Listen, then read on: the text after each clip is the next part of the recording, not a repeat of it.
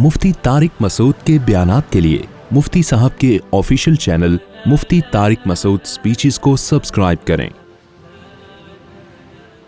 सुलेमान अलैहिस्सलाम ने क्या फरमाया, या अय्युहल मलअु अय्युकुम यातीनी बिअर्शिहा, ए दरबारियों कौन उसका तख्त उठा के लाएगा, क़ब्ल अन यातूनी मुस्लिमीन, इससे पहले कि वो फरमाबरदार बन के चली आए।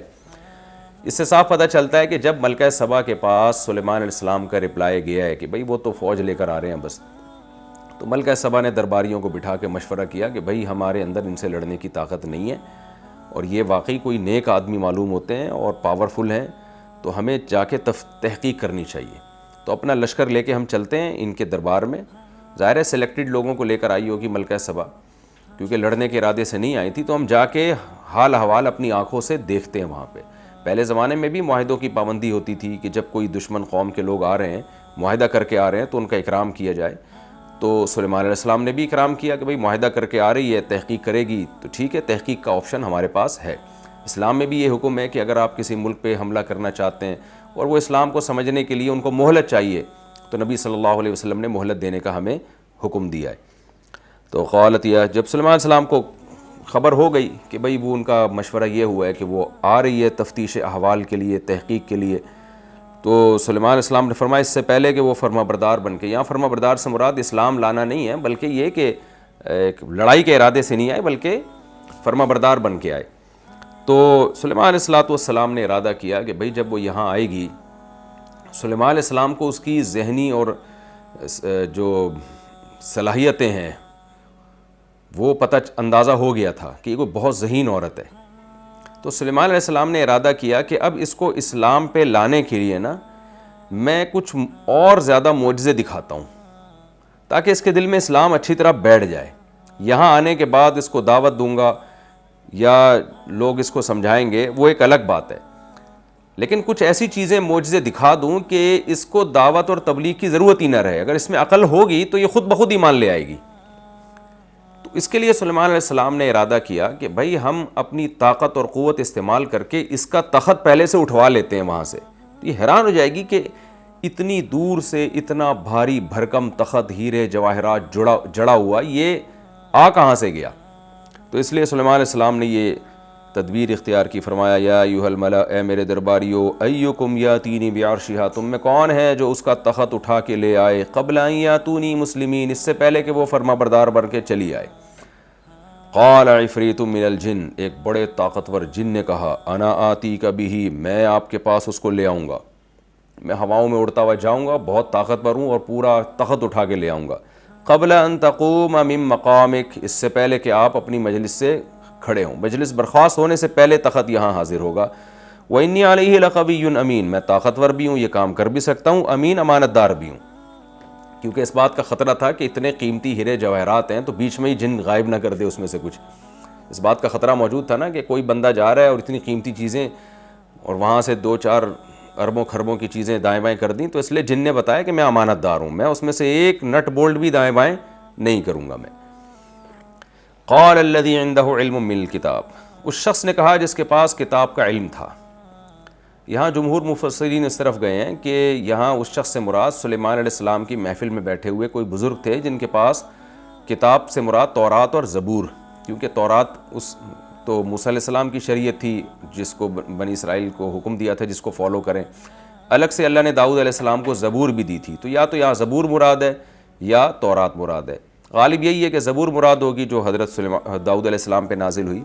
बहरहाल उनके पास कुरान उस ज़माने की जो आसमानी किताब थी उसका इल्म था, यानी आलिम बुज़ुर्ग थे वो।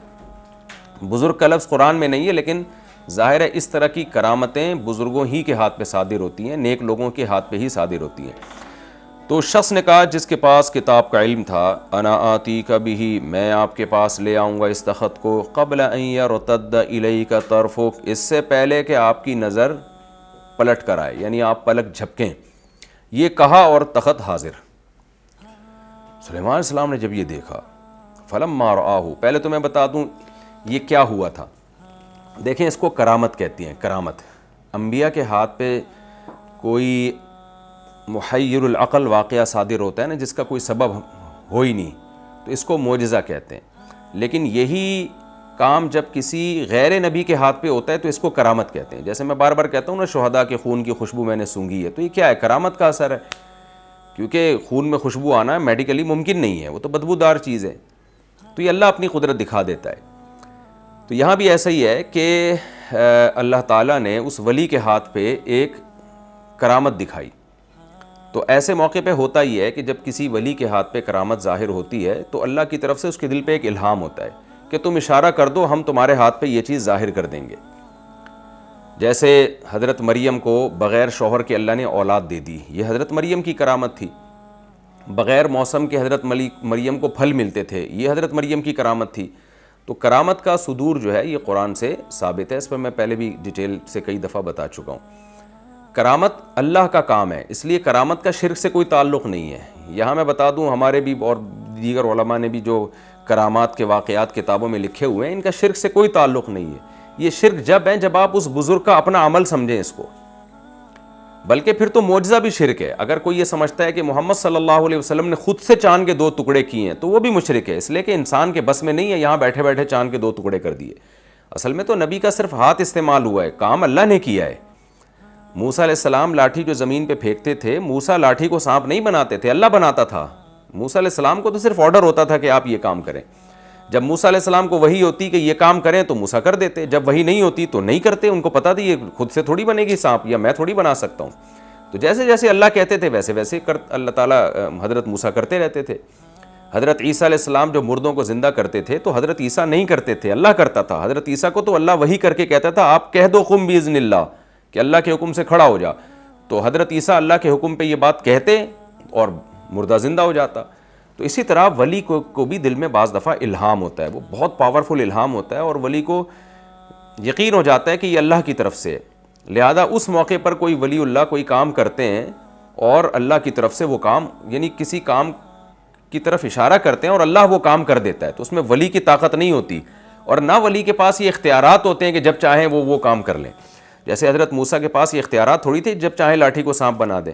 اختیار اللہ نے کسی کو نہیں دیا اسباب سے ہٹ کے کام کرنے کا. نہ ہمارے نبی کے پاس یہ اختیار تھا کہ جب چاہیں چاند کے ٹکڑے کر دیں, جب چاہیں جو ہے پانی, جیسے آپ نے انگلیاں مبارک پانی میں ڈالیں تو چشمہ پھوٹ پڑا پانی کا. تو یہ سب معجزے ہیں, اس میں پیغمبر کے پاس اختیارات نہیں ہوتے, بلکہ اللہ کی طرف سے وہی ہوتی ہے کہ فی الحال آپ یہ کریں تو میں یہ کر دوں گا. یہ نہیں کہ آپ کے پاس اب رائٹ آ گیا جب کریں گے تو ایسا ہو جائے گا, نہ ایسا نہیں ہوتا. تو اسی طرح ولی کے ہاتھ پہ جب کرامت ظاہر ہوتی ہے تو اس میں بھی اللہ کی طرف سے ولی کے کو ایک الہام ہوتا ہے کہ آپ یوں کرو میں یوں کر دوں گا. تو یہ نہیں ہوگا کہ اب جب بھی آپ یوں کرو گے تو یوں ہو جائے گا, اس لیے کہ پھر تو ولی خدا بن گیا نا, پھر اللہ کے پاس جانے کے لوگوں کو کیا ضرورت ہے. تو یہ کرامت کا کانسیپٹ سمجھنا بہت ضروری ہے, کیونکہ آج 2 انتہائیں ہیں. ایک انتہا تو بدعتیوں کی ہے, انہوں نے اولیاء کی کرامتوں کی بیس پہ اولیاء سے مانگنا شروع کر دیا ہے اور ان کرامتوں کو ولی کا فعل سمجھنا شروع کر دیا ہے, یہ شرک ہے. اور ایک انتہا ہمارے سیکولر اور لبرل قسم کا جو مذہبی طبقہ ہے, مذہبی اسکالرز ہیں, انہوں نے کرامتوں کے واقعات کا مذاق اڑانا شروع کر دیا ہے کہ یہ کیسے ہو سکتا ہے, یہ کیسے ہو سکتا ہے, اور اس کو شرک قرار دینا شروع کر دیا. یہ بھی ایک انتہا ہے. کرامت میں اگر آپ کا یہ عقیدہ ہے کہ ولی کے ہاتھ پہ یہ کرامت ظاہر ہوئی ہے تو یہ کی اللہ نے ہے اور اس سے ولی مختار نہیں ہو گیا, تو یہ شرک نہیں ہے, بلکہ یہ تو قرآن و سنت سے ثابت شدہ اور مشاہدوں سے ثابت شدہ ایک حقیقت ہے. اور یہ جو میں عقیدہ بیان کر رہا ہوں, تمام فقہا, تمام محدثین, امام بخاری, امام مسلم, امام احمد, امام شافعی, امام ابو حنیفہ, امام مالک, اور جتنے محدثین فقہا اہل سنت میں گزرے ہیں, سب کا یہی عقیدہ جو میں بیان کر رہا ہوں. اس لیے کہہ رہا ہوں کہ ایسا نہ لوگ سمجھیں کہ میں نے اپنی طرف سے کوئی نئی چیز گھڑ لی ہے. تو ہاں یہ ضرور ہے کہ معجزہ جو ثابت ہوتا ہے نا وہ قرآن سے یا صحیح حدیث سے ہوتا ہے, اس لیے اس کا انکار کرنا گمراہی ہے. جبکہ کرامت اگر قرآن سے ثابت ہو یا صحیح حدیث سے ثابت ہو تو پھر اس کا انکار کرنا گمراہی ہے. اور اگر صحیح حدیث یا قرآن سے ثابت نہیں ہے تو پھر دیکھا جائے گا کہ کسی مستند ذریعے سے ثابت ہے یا نہیں ہے. تو اگر مستند ذریعے سے ثابت ہے تو بھی اس کا انکار کرنا ضد اور ہٹ دھرمی ہے. اور اگر ایویں ہی عوام نے ایک بات مشہور کر دی ہے جس کا نہ سر نہ پیر, تو پھر اس کا انکار کرنا ہی حقیقت ہے, پھر اس کو مان لینا گمراہی ہے. تو ہم جو کہتے ہیں نا یہ فلاں فلاں کی غوث اعظم جن کو کہا جاتا ہے, غوث اعظم تو صرف حقیقت میں اللہ کی ذات ہے. تو پیران پیر کی بہت ساری اوٹ پٹانگ کرامتیں, وہ چاند پہ پہنچ گئے, فلاں پہنچ گئے. ہم ان کا جو مذاق اڑاتے ہیں وہ اس لیے نہیں کہ اللہ کے لیے کسی کو چاند پہ پہنچانا ممکن نہیں ہے, بلکہ اس لیے کہ یہ کوئی مستند باتیں نہیں ہیں. عوام کتنے اولیاء کی طرف ایسی فضول باتیں منسوب کر دی ہیں. لیکن اگر مستند ذریعے سے ثابت ہو، جیسے میں اگر کہہ رہا ہوں کہ میں نے شہداء کے خون کی خوشبو سونگھی ہے، تو اگر کسی کو مجھ پر اعتماد ہوگا کہ بھائی مفتی صاحب جھوٹ نہیں بولتے، تو اس کو مان لینا چاہیے. اس کو پھر بلا وجہ انکار کرے گا تو اس کا مطلب اس کو کرامت سے ہی چڑ ہے. پھر ہاں کوئی مجھے جھوٹا سمجھتا ہے وہ نہ مانے، لیکن آپ کسی کو سچا سمجھتے ہیں، پھر وہ اپنا مشاہدہ بیان کر رہا ہے اور آپ کہیں یہ جھوٹ بول رہا ہے، تو پھر اس کا مطلب آپ کرامت کے وجود ہی کے منکر ہیں، آپ کا کانسیپٹ ہی کلیئر نہیں ہے.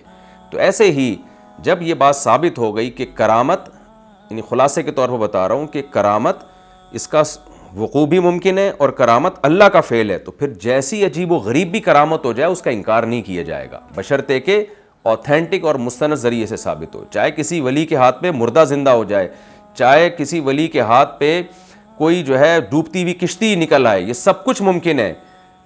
کیوں؟ یہ کرنے والا اللہ ہے. تو بعض لوگ کیا کرتے ہیں، بڑے بڑے علماء کا مذاق اڑاتے ہیں، فلاں نے کہا کہ فلاں ولی نے فلاں کی کشتی سمندر سے باہر نکال دی، یہ تو ممکن نہیں ہے. بھائی جب یہ کام اللہ کر رہا ہے تو اللہ کے لیے تو ممکن ہے نا. تو اگر مستند ذریعے سے ثابت ہے تو کشتی بھی باہر نکل سکتی ہے، پورے سمندری جہاز بھی باہر نکل سکتے ہیں. ذریعہ مستند ہونا چاہیے، اوتھینٹک ذریعہ ہونا چاہیے. یہاں ایک اشکال لوگ کرتے ہیں کہ کسی پیغمبر کے ہاتھ پہ تو کسی کی ڈوبتی ہوئی کشتی باہر نہیں نکلی، کسی ولی کے ہاتھ پہ کیسے نکل گئی، اور مردہ کسی ولی کے ہاتھ پہ کیسے زندہ ہو گیا. پیغمبر میں تو صرف عیسیٰ کے ہاتھ پہ زندہ ہوا، نبی کے ہاتھ پہ تو زندہ ہوا نہیں، یعنی باقی انبیاء کے ہاتھ پہ. تو خوب سمجھ لیں، ولی کی کرامت، جب کسی ولی سے کوئی کرامت کا صدور ہوتا ہے تو اس کے لیے یہ ضروری نہیں ہے کہ یہ کرامت پیغمبر یا صحابہ سے بھی ہوئی ہو، کیونکہ صحابہ اور پیغمبر جو افضل ہیں وہ کرامتوں یا معجزوں کی بیس پہ نہیں ہیں، وہ تو اللہ کے قرب کی بیس پر ہیں. یہ بھی اہل سنت والجماعت کا عقیدہ ہے کہ یہ ممکن ہے کہ ایک کم درجے کا ولی ہو لیکن اس کے ہاتھ پہ کرامت ظاہر ہو، اور ایک اعلیٰ درجے کا ولی ہو اس کے ہاتھ پہ کرامت ظاہر نہ ہو. اور اس کی مثال تو قرآن میں ملتی ہے. سلیمان علیہ السلام کہہ رہے ہیں کون ہے جو وہاں سے تخت اٹھا کے لے آئے گا، تو سلیمان علیہ السلام تو نہیں لا سکے، لیکن آپ کا ایک امتی اٹھا کے لے آیا. اب وہ اشکال یہاں بھی ہوگا کہ یار لاکھوں میل دور، ہزاروں میل دور، لاکھوں نہیں تو ہزاروں میل تو تھا نا، وہ کلومیٹر دور، وہاں سے سیکنڈ کے اندر پورا تخت ایک بزرگ اٹھا کے لے آئے، اور سلیمان علیہ السلام تو یہ کام کر نہیں سکے. تو آپ یہاں بھی مذاق اڑا سکتے ہیں پھر اس بیس پہ. تو ظاہر ہے یہی کہا جائے گا بھائی اس سے کرامت کے صادر ہونے سے یہ ثابت نہیں ہوگا کہ یہ امتی سلیمان علیہ السلام سے بڑھ گئے ہیں، بلکہ یہی کہا جائے گا بھائی اللہ کی مرضی، کبھی پیغمبر کے ہاتھ پہ معجزہ ظاہر کر دے، کبھی پیغمبر کے امتی کے ہاتھ پہ کرامت ظاہر کر دے.